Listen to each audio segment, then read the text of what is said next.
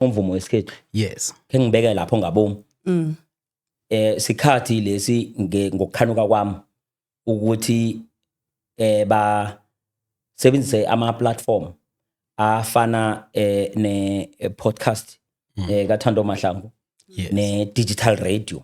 Yes. Ukwenza umvumo wabo ukuthi uhatsheke konke nje.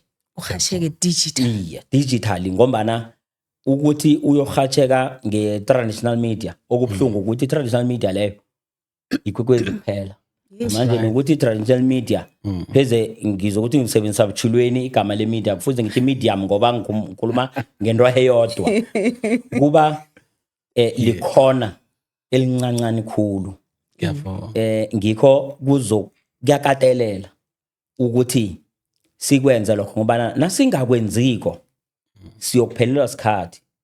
Mina ngingatsho ngabomu ngaphandle kokusaba ukuthi imihatsho ekhuluma amalimi wesintu ibambelele ngokuthi kusese nabantu abakhuluma ilimelo ukuthi umthetho sekelo usabavuma njengelimi elisemthethweni.